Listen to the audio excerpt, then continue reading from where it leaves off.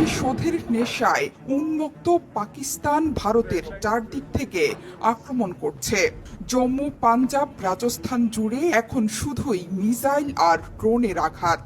ভারতের চারদিকে মিসাইল ছুড়ে রীতিমতো অবরুদ্ধ করে ফেলেছে। তবে ভারতও সমান তালে এয়ার ডিফেন্স মিসাইল ছুড়ে জবাব দিচ্ছে বলে দাবি করছে। পাকিস্তানের একটি F-16 যুদ্ধবিমান ভূপাতিত করা হয়েছে বলেও দাবি করেছে ভারত। সব মিলিয়ে ভারতের জম্মু কাশ্মীর, রাজস্থান এবং পাঞ্জাবের আকাশে চলছে এই মুহূর্তে ধুন্ধুমার লড়াই। শুধু মিসাইলই নয়, ড্রোন দিয়েও আঘাত হেনেছে পাকিস্তান। ধর্মশালায় বাতিল করা হয়েছে IPL ম্যাচ। মাঠের আলো নিভিয়ে দিয়ে দর্শকদের মাঠ ছেড়ে বেরিয়ে যাওয়ার নির্দেশ দিয়েছে কর্তৃপক্ষ। বৃহস্পতিবার রাত 9টার পর থেকে এসব মিসাইল একের পর এক আঘাত হানছে জম্মু এবং কাশ্মীরে। টানা বিস্ফোরণে চারদিকে ছুটোছুটি শুরু করে স্থানীয়রা।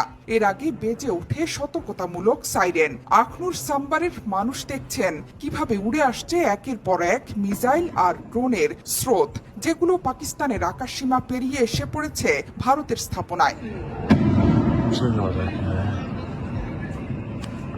এসব এলাকা পুরোপুরি ব্ল্যাক আউট করে দেওয়া হয়েছে।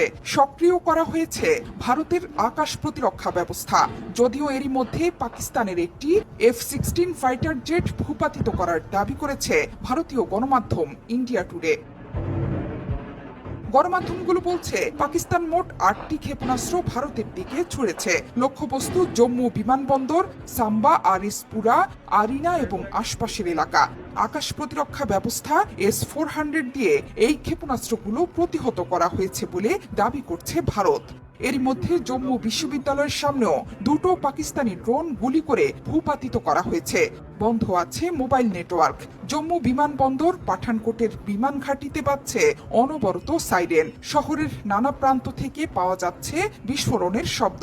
একটি ড্রোন আঘাত এনেছে জম্মু বিমান ঘাঁটিতেও। সর্বোচ্চ সতর্কতা জারি হয়েছে শ্রীনগর বিমান ঘাঁটিতে। উত্তরাখণ্ডেও আঘাত এনেছে পাকিস্তানের মিসাইল ব্যারেজ। জম্মু, পাঠানকোট ও পুঞ্চে টানা সাইরেন বেজে চলেছে। ভারতের হামলার বদলা নিতে বুধবার গভীর রাতে ভারতের 15 জায়গায় সেনা ছাউনিকে টার্গেট করেছিল পাকিস্তান।